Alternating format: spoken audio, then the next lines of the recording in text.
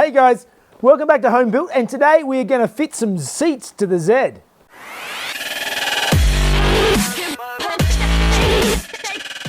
Alright, so for my Z, I was looking around for ideas for seats, and I came across these. I know they're copies, but I'm quite happy. They're quite a solid construction. Some of the trimming leaves something to be desired, but I'm not overly concerned because I'm going to be playing with that anyway. Overall, they're a nice solid seat. They're a nice looking style, and this is what I'm going to use to go into this Z. So first of all, we have to break into Tutankhamun's tomb, which is the inside of this Z, because it's been sealed up for quite a while now. So let's see what's growing inside and make some room to put these in.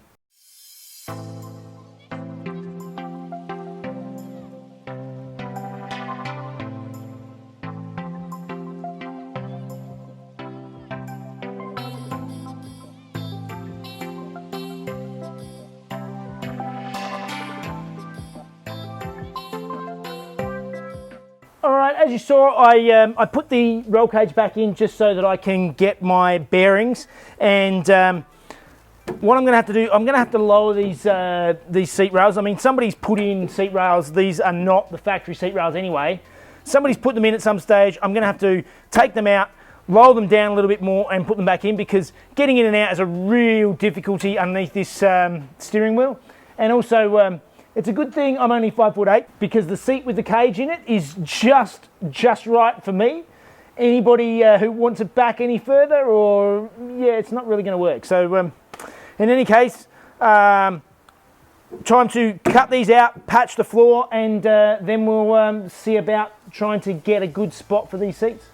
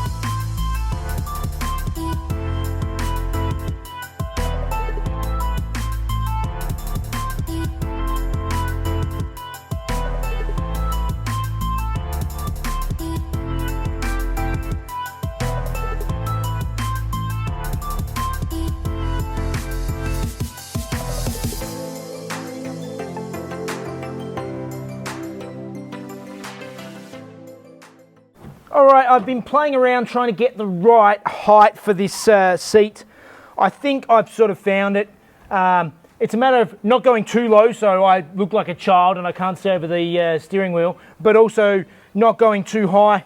This particular seat, because it's got these heavy side bolsters, makes it difficult to get in and out with this, this big steering wheel to get under the steering wheel. So it's a bit of a balance, and of course I've got the roll cage, so the seat can only go back so far. So it's sort of a matter of getting things right. If I tilt the base of the seat up a little bit higher, it actually works better in some cases, because it lifts your knees up, so you don't need as much reach on the pedal. It's all just a bit of a balancing act, but I think I've sort of got it. It's probably 2 or 3 centimeters lower than the old rails is what I'm going to go. So I'm going to mark them up now and start sort of working out the exact placement and see if we can put some new rails in.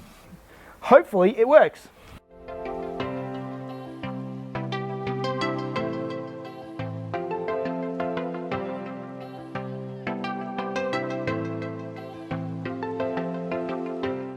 Okay, so I've gone through, I've ground down the old mounts, I've got them out of the way, and now what I'm going to do is I'm going to cut out a piece of nice solid angle iron, and actually much stronger than what was in there, because the old mounts were not great, and even the factory mounts are just sort of press bent sheet metal, like sort of 1mm sheet steel. I'm going to be using 3mm steel angle, so it's nice and solid, because obviously it's part of your safety. The the seat needs to be solidly mounted to the car, because if you have an accident, it doesn't matter how good the seat belts are if the seat is not mounted properly. So, all right, time to cut out some angle and then try and see if we can get it to fit.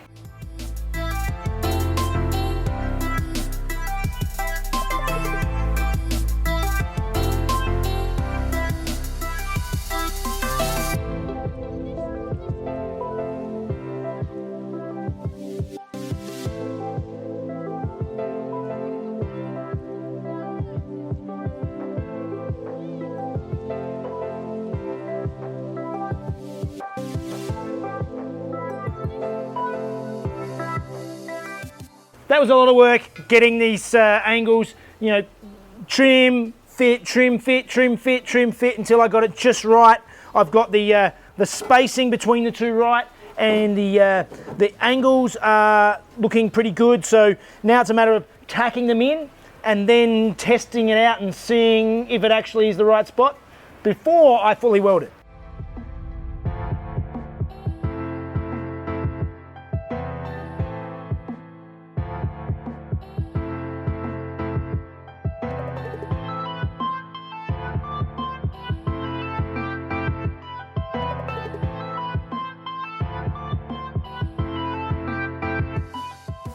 That's so much better. That fitment is great. It's a nice height. I can still see over the steering wheel, so I don't feel like a super midget. I've got a fist and a half to the roof, which is heaps. I actually have I have long legs and a short torso, so I have mates who wear the same size pants and they're 6 foot, but I'm 5'8", so I lose my height in my torso. But I can still got a good line of sight, and yeah, it's a great fit. And the seat is not quite touching. I could actually, you know, rock back a little bit further. It's in just the right spot where it can slip between the cage slightly if it needs to. So perfect. So that means time to weld it all up and then start working on the other side.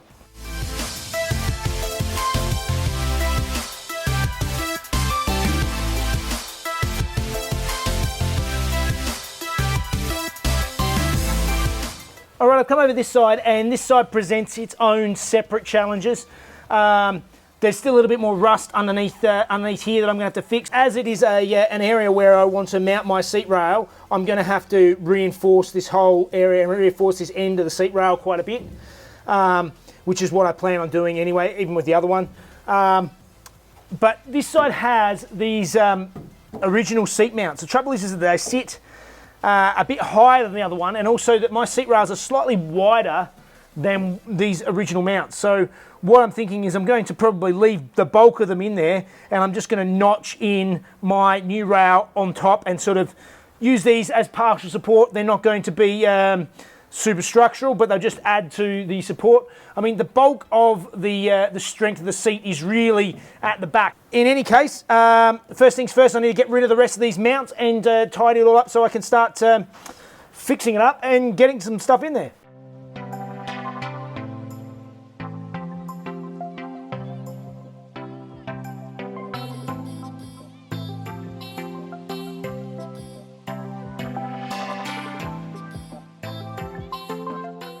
This is the car that just keeps on giving, just like the Beetle actually. All of these floors are really good and they look really good, but I noticed this patch here, just this particular spot in the floor was looking a bit rough, and I pressed on it and there was a hole in the floor. And then the further I ground it back, the more I saw that this sort of rough finish was actually rougher than I thought, and yeah, it ends up I just cut this massive hole out of the floor. So now I need to weld in a spot and fix that up before I can go further and fit these seats in. It just never ends.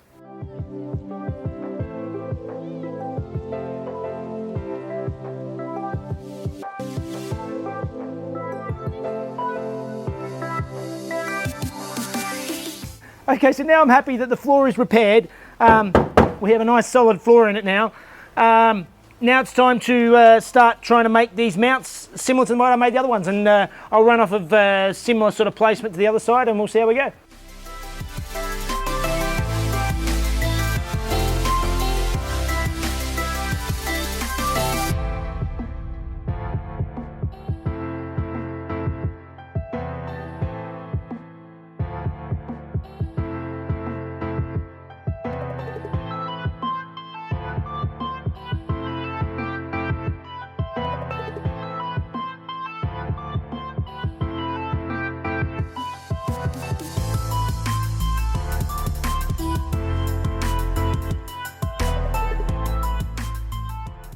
Okay, I'm quite happy with that. It's nice, a nice flush fit in down here with the old mounts. I did slip with the grinder and got my knuckle, even went straight through the glove, and there's a good millimetre or two of skin missing, so that's going to leave a nice, leave a mark. But now I've got these roughly in. This front one's tacked in. This one is just sitting there. I'm going to get the seat and just do a trial fit and see how it's placed before welding it in.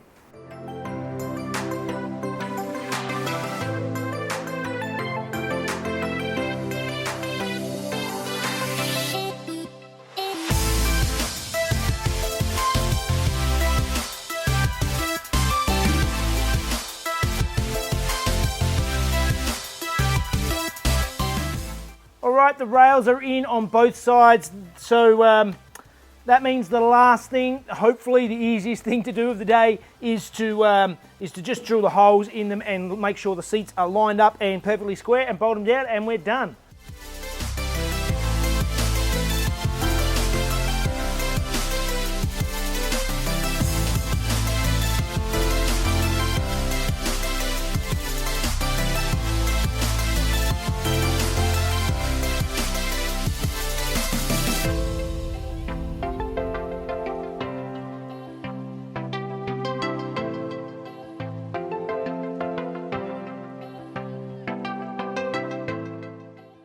Okay, last step now, I've drilled them out. I made sure they lined up nicely with the seats, and now it's time to go through and weld the nuts, the captive nuts underneath, because there's no way once the seat's in there you can get your hands under there to actually do them up. So I weld them in and then we should be good.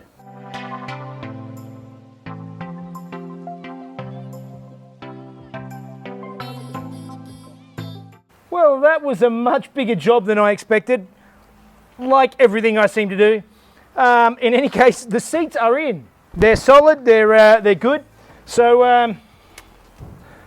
that must mean it's time for Fun Facts with Mrs. Jeff.